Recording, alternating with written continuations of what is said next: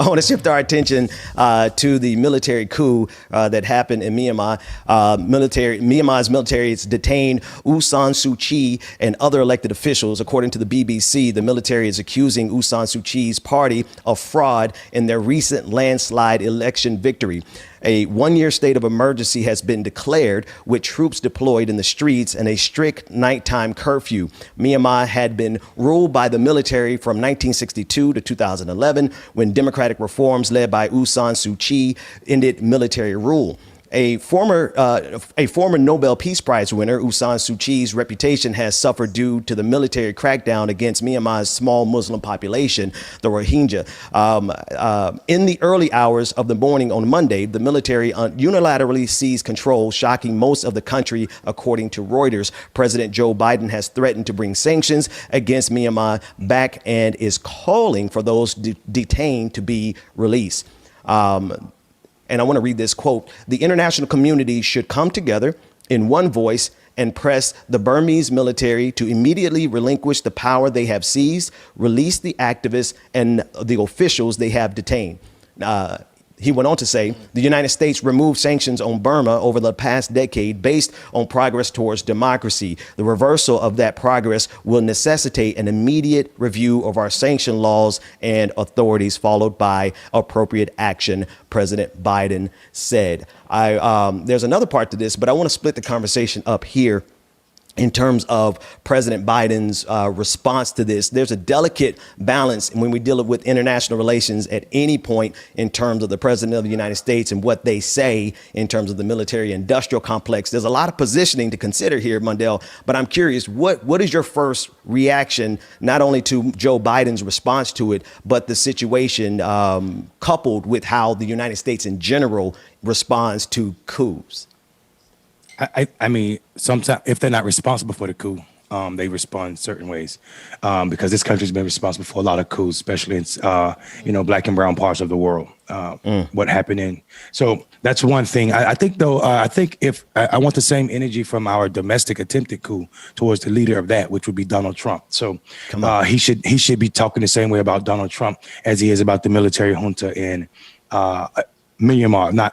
They keep calling it Burma. I think that's just white people holding on to their old ways, but it is what it is. I think this is a sister who spent almost 20 some years in prison for believing in democracy for her country, for her home country, that her father basically helped outline architect. Her father was the architect of the democracy of her party that later became the one that defeated the military junta in several elections. They just wouldn't give them the power.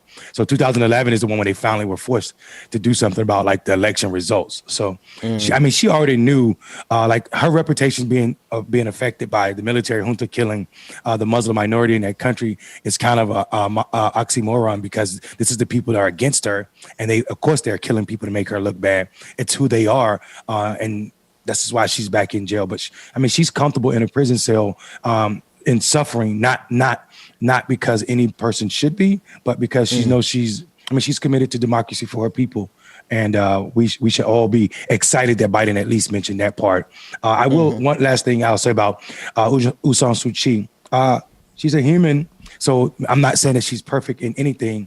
I am saying, though, if you go back and check out her track record as it pertains to fighting for and being consistent about calling on outside forces to be involved and overlook their elections, there's a track record of that. So this is not like this. Is there any truth to this, the stealing of this election? No, there's no truth. It's the people support her that much that they keep winning 70 and 80% of these elections, and the military just has no choice other than use force.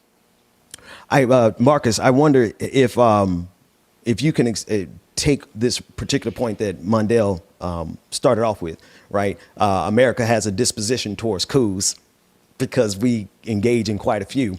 But juxtapose that with Joe Biden, right? His words, what he's saying from a political aspect, because a lot of times what we see happening in international foreign policy, let's just call it foreign policy, is we see there's a level of hubris, there's a level of positioning and posturing that Democrats tend to take to try to be extra bold on foreign policy versus the Republicans. Now, the nuances here, there's a lot of twists and tangles, but I know you can untangle it. But speak about Joe Biden's position and the domestic pressure that he might be feeling from Republicans. Absolute power corrupts absolutely. And if you have a military that has had extreme power, then they're going to, and then they think that they want to create a narrative that keeps them in power, then they're going to say that the election was stolen or the election was rigged or the election didn't count or whatever the hell. We got to be careful to watch the chips that the military industrial complex gets off of every single word that Joe Biden says. Because that's where our relief money is going right now, America. Right. So, I mean, just we got to put two and two together. There's been a couple of $1 million made by the military industrial complex just by the thoughts of Burma having a issue already. Right. There's people warming up. People and Republicans historically go to the warmonger aspect, and Democrats have typically not backed away from that thought. Right. I don't care about it. I care about democracy, and I want democracy to happen for people of color all over the planet. Right. But I'm going to be a nationalist right now. I'm going to be a American centered thought person right now. Okay. I just want to see the people that stormed the Capitol be held accountable. And I want to see the people who enabled them to be held accountable. And I don't want the news cycle to move over to Myanmar when we got a news cycle that should be focused on people that are still walking around free. Look at all them people. Look at that B-roll. Come on, man. Yeah, the people that are still walking around. Like a lot of those people are literally walking around free. They're walking around free right now. And we can, listen, I care about it, but I'm going to tell you like this right here. That's a good point. And I said this on Twitter. Black people, we know that these white folks ain't going to be held accountable. We know that. When they shot Tamir Rice on camera and nobody was held accountable. Right. On, we had legal gun owners that were shot and killed, and nobody was held on accountable.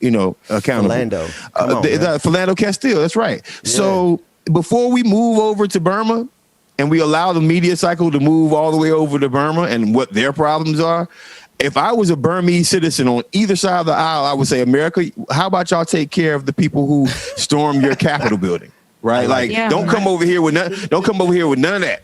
Until you put those people in jail.